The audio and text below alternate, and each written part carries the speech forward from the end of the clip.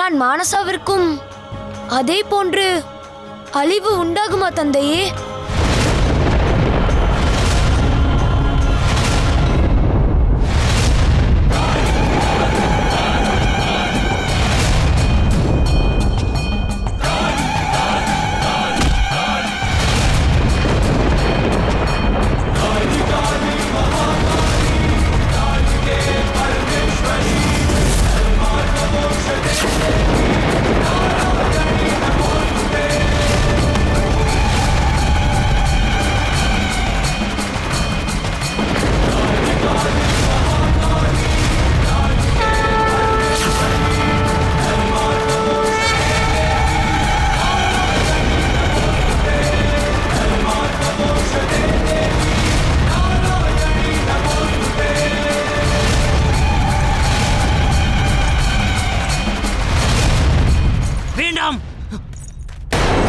வேண்டாம் வேண்டாம் தாயே, நான் உங்களிடம் என் சகோதரியின் பாதுகாப்புக்காக பிச்சை கேட்கிறேன் தாயே.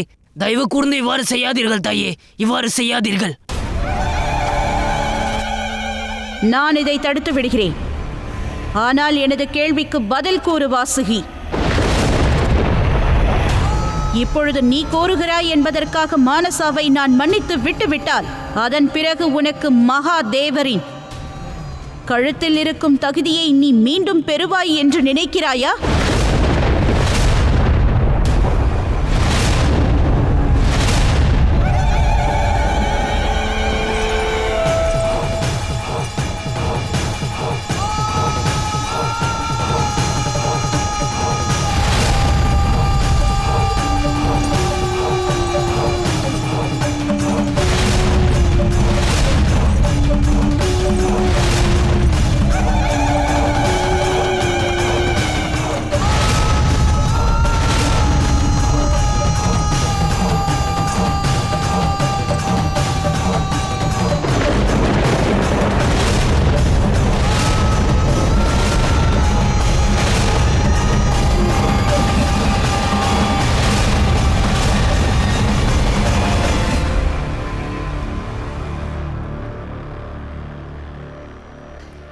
எதற்காக நின்று விட்டீர்கள்?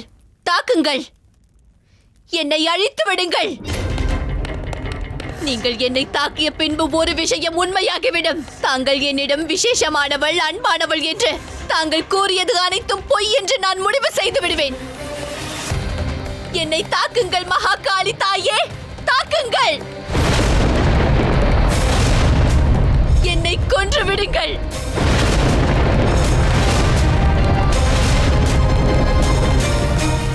உன்னுடைய வாயிலிருந்து தாய் என்ற சொல் வரும் என்பதற்காக நான் இந்த நிமிடம் வரை காத்திருந்தேன். ஆனாலும் நீ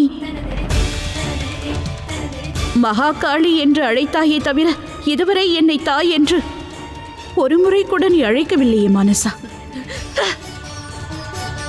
தாய் என்று அழைத்திருந்தால் நானே உன் கைகளை பிடித்து உன்னை சரியான பாதைக்கு அழைத்து சென்றிருப்பேன். ஆனால் இதுவரையில் நீ உனது தவறை உணரவில்லை.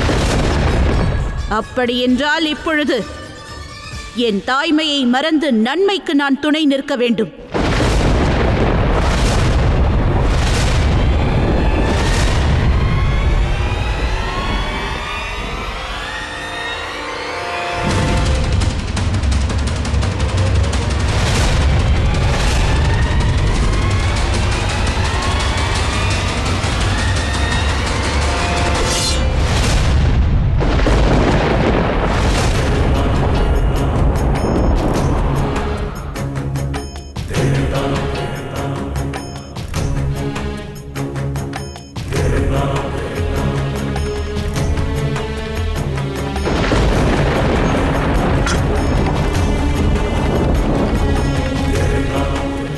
மகாதேவா, எனக்கு வேறு வழி தெரியவில்லை. என்னிடம் இந்த ஒரு வழிதான் இருக்கிறது. கௌரி, உண்மையாகவா? வாசுகிக்கு ஒரு தங்கை இருக்க வேண்டுமென்று நீ ஆசை கொண்டாய். அவள் பிறப்பெடுக்கும் முன்பே அவளுக்கான பொறுப்பையும் ஏற்றுக்கொண்டாய். சுயமாக நீ எடுக்கும் உன் முடிவினால் நீ தோல்வி அடைவதை என்னால் நிச்சயம் அனுமதிக்கலாகாது கௌரி. நாம் இருவரும் இணைந்து குழந்தைகளை சரியான மார்க்கத்தில் கொண்டு செல்வோம் கௌரி. ஆனால் எப்படி? மானசாவின் இலக்கை அவள் அடைய வேண்டுமென்றால் சோதனை ஒன்றை கடக்க வேண்டியது அவசியம். இந்த யாத்திரை மானசாவின் யாத்திரை மட்டுமல்ல, அவளின் பெற்றோராக இருப்பதால் இது நம்முடைய யாத்திரையும் ஆகும் கௌரி.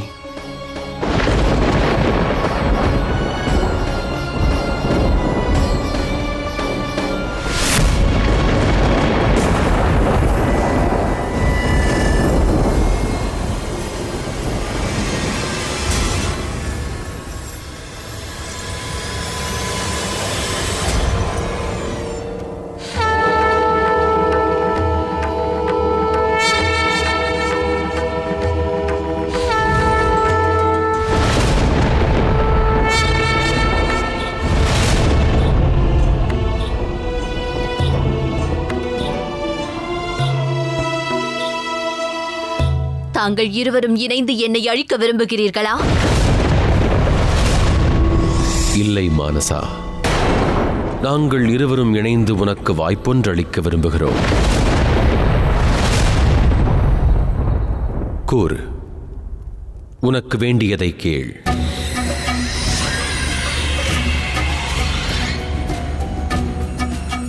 நான் விரும்பியதை தங்களால் எனக்கு அளிக்க இயலுமா? நீ மிகவும் விரும்பும் அதனை நாங்களே உனக்களிப்பதா இல்லை என்றால் அதனை பெற்றுக்கொள்வாயா என்பதையும் காலம் உணர்த்தும். நீ விரும்புவது என்னவென்று கூறு மானசா. நீ ஆசை கொண்டதென்ன? நான் இந்த உலகத்திற்கு ஒரு சாதாரண நாகக்கன்னியாக இருக்கிறேன். ஆனால் என்னுடைய அபார சக்தியால் இங்கிருக்கும் அசுரர்களை மட்டுமல்ல, தேவர்களையும் கூட அழிக்க முடியும். பின்பு எதற்காக என்னை தேவிகள் தேவர்களைப் போன்று பூஜை செய்ய தகுதி இருக்கிறது என்று ஏற்றுக்கொள்ளவில்லை?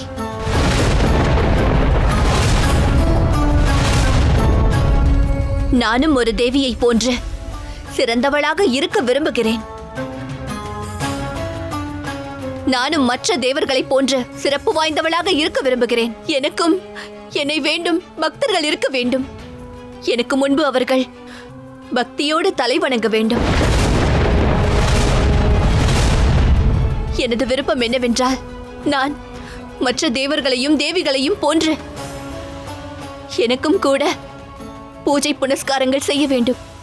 நான் ஒரு நாக கன்னியாக மட்டுமல்ல, இந்த பிரபஞ்சத்தில் உள்ள அனைவருமே என்னை மானசா தேவி என்ற பெயரால் வணங்க வேண்டும்.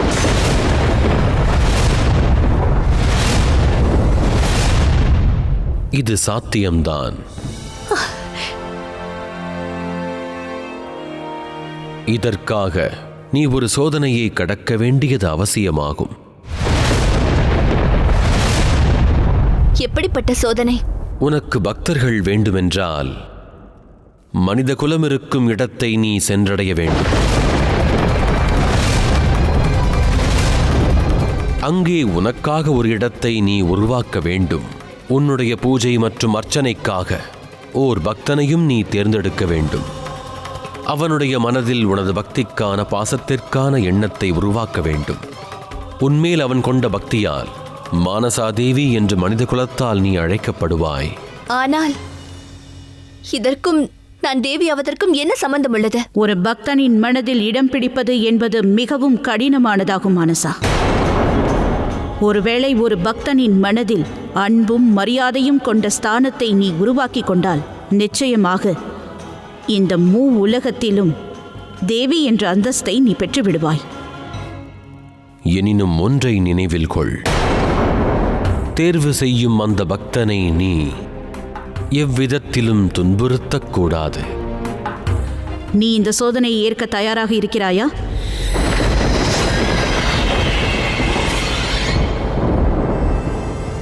நான் ஏற்றுக்கொள்கிறேன்.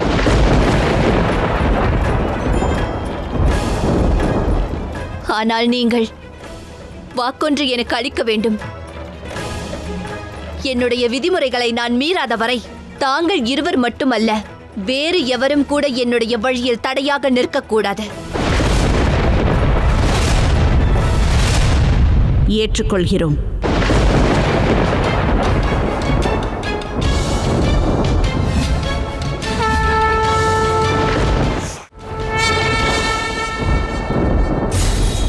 உனக்கு கவனம் தேவை. மறு வாய்ப்பு கிடைத்துள்ளது. இம்முறை எந்த தவறும் செய்யாதே. தாங்கள் வீணாக என்னை பற்றி கவலை கொள்கிறீர்கள் தமையனே. ஒரு பக்தனின் மனதில்தானே பக்தியை உருவாக்க வேண்டும். இது கடினமல்ல.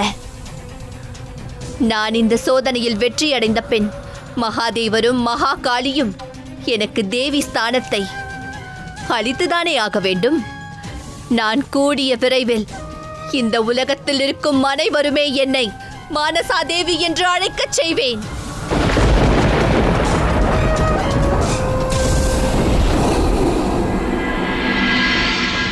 மானசா எதிர்பார்ப்பது போல் அவளின் யாத்திரை அத்தகைய சுலபம் அல்ல. நீங்கள் கூறுவதும் உண்மைதான் மகாதேவா. ஒரு பக்தனின் மனதில் பக்தியை உருவாக்க வேண்டும் என்றால் அந்த பக்திக்கான அர்த்தத்தை புரிந்து கொள்வது மிகவும் அவசியமாகும். மானசாவின் இந்த யாத்திரை எப்படி இருக்கப் போகிறது என்று புரியவில்லை. அவள் தன்னுடைய பக்தனாக யாரை தேர்ந்தெடுப்பாள்? மானசா என்னுடைய பக்தர்களை அவளுடைய பக்தர்களாய் மாற்ற எண்ணுவாள். இச்சோதனை மானசாவிற்கான சோதனை மட்டுமல்ல, நிகழப்போவது அந்த பக்தனுக்கான சோதனையுமாகவும் அமையும். எந்த பக்தன் மகாதேவா? வியாபாரி சந்திரன்.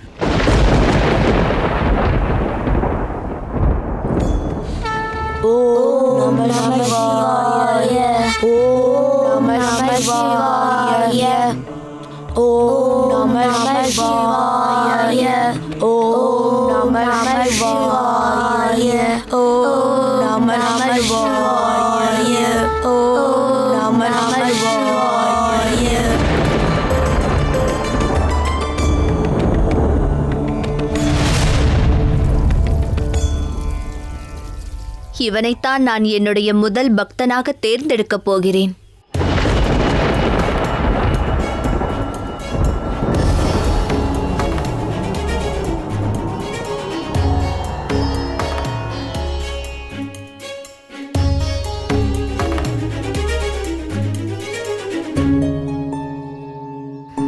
நான் எந்த ஒரு விதிகளையும் மீறப்போவதில்லை. ஆனால் பயத்தை உண்டாக்க முடியுமல்லவா? விதிமுறையின்படி மகாதேவரின் பக்தனை நான் சிறிதும் காயப்படுத்தப் போவதில்லை. ஆனால் என்னிடம் இதைத் தவிர இன்னும் நிறைய யோசனைகள் உள்ளது. மானசா விதிகளை மீறினாள் என்றால் அவளுக்கு முன்பு மகாகாளி இருக்கிறாள் என்பதை அவள் மறந்துவிட்டாள் என்பதுதான் அதன் அர்த்தமாகும். தேவியின் ஸ்தானத்தை பெறுவதற்கு பக்தனின் குழந்தைகளை காயப்படுத்தினால் அவளின் வழியை சரிப்படுத்துவதற்கு நான் ஒரு வழியை தேர்ந்தெடுத்து விடுவேன்.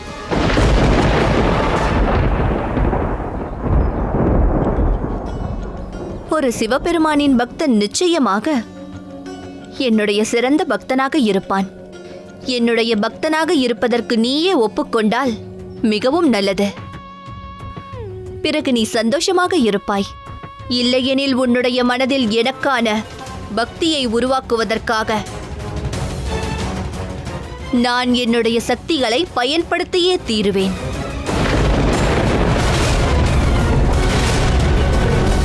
இந்த சிறுவர்களுக்கு மானசாவால் எந்த துன்பமும் நேரக்கூடாது. கௌரி, நாம் தேர்ந்தெடுக்கும் மார்க்கம் நமது செயல்களையும் தீர்மானிக்கும். ஆற்றும் அச்செயல்களே கர்மத்தின் பலனும் ஆகும். வியாபாரி சந்திரனை பக்தனாக மாற்ற வேண்டும் என்பது மானசாவின் ஆசை. மானசா தேர்ந்தெடுத்த வழியை அறிந்து கொள்ள பொறுமை காக்க வேண்டியது அவசியம் கௌரி. ஒருவேளை இச்சமயம் நாம் அவளின் யாத்திரையை பற்றி வினவினால் அவள் ஆற்றும் செயலின் பலன்களை நாம் அவளுக்கு அளிப்பதாக அர்த்தமாகிவிடும். அதன்பின் மானசா மேற்கொண்ட யாத்திரையின் அர்த்தத்தை என்றும் விளங்கிக் கொள்ள மாட்டாள். மானசா பக்தியின் சக்தியை உணர்ந்ததில்லை. இதன் பிறகு அவளுக்கு கடவுளுக்கும் பக்தனுக்கும் இடையேயான பக்தியின் சக்தியை உணர்ந்து கொள்ளும் நேரம் வந்துவிடும்.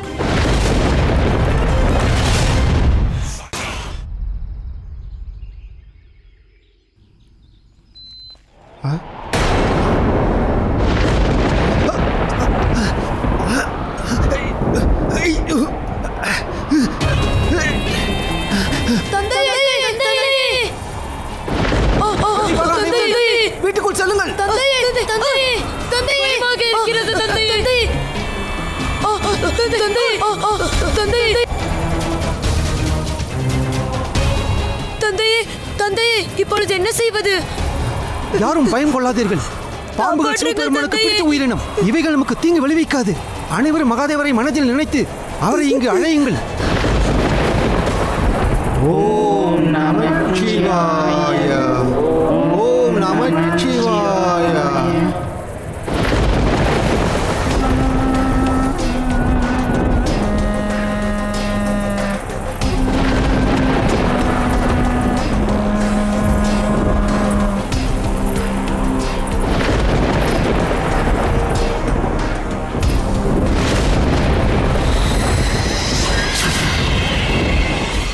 ஓ, நீதான் இந்த பாம்புகளை இங்கு அனுப்பினாயா? யார் நீ? என் பெயர் மானசா. நீ எதற்காகவும் கவலை கொள்ள வேண்டாம். நான் உனக்கு தீங்கு விளைவிப்பதற்காக இங்கு வரவில்லை. என்னை நீ முழுவதுமாக நம்பலாம். நான் உன்னை எவ்விதத்திலும் துன்புறுத்த மாட்டேன்.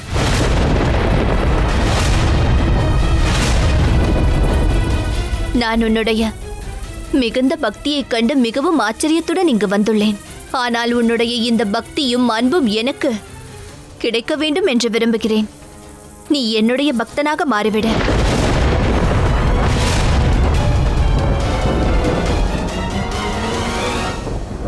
என்னை மன்னித்து விடுங்கள். என்னால் தங்களின் பக்தனாக முடியாது. நான் மகாதேவரின் பக்தன். எனக்கு அனைத்தும் அவர்தான்.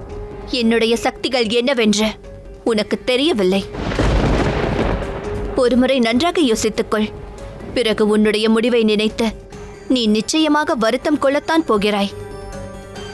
நீ எனக்கு பக்தனாக மாட்டேன் என்ற உன்னுடைய முடிவால்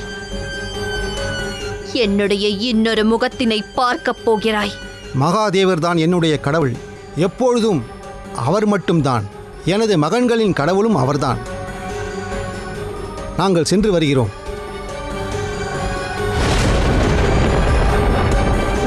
பாருங்கள் பிள்ளைகளே, நாளை சூரியன் உதிப்பதற்குள் நிச்சயம் உன்னை என்னுடைய பக்தனாக மாற்றி விடுவேன்.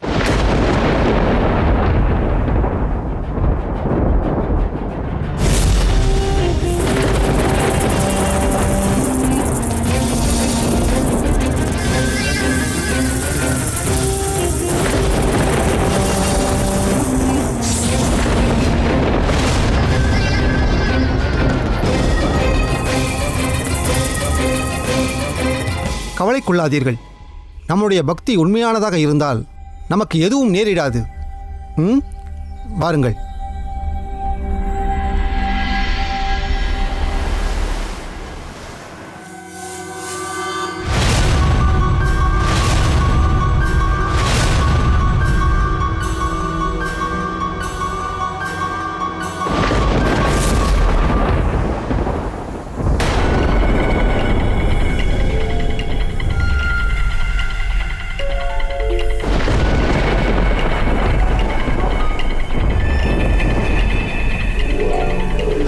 குழந்தைகளே, குழந்தைகளே,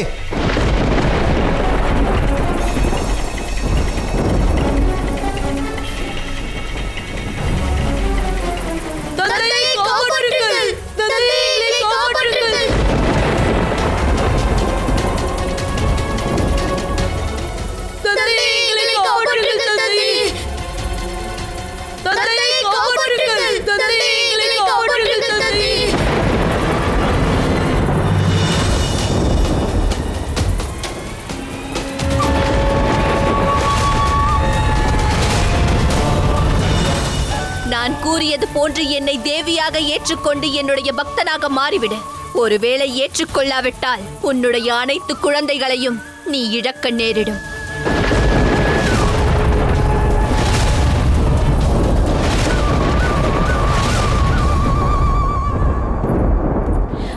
மானசா தீய வழியில் சென்று கொண்டிருக்கிறாள். அவள் உங்களது பக்தரை காயப்படுத்தவில்லை. மாறாக அவரது குழந்தைகளை அழித்து விடுவேன் என்று கூறி அவரை மனதளவில் காயப்படுத்துகிறாள். இவ்வாறு நடப்பது சரியல்ல மகாதேவா. இதை பார்த்த பிறகும் தாங்கள் ஏன் அமைதியாக இருக்கிறீர்கள்? ஒன்றை நீ புரிந்து கொள்ள வேண்டும் கௌரி. கடவுளின் யாத்திரையானது பக்தனின் யாத்திரையோடு இணைந்திருக்கும். இது அவள் தேவியாக வேண்டுமென்ற சோதனைக்கானதல்ல. இது பக்தனால் ஏற்பட்ட நம்பிக்கை, மேலும் இது பக்தியின் சோதனையுமாகும்.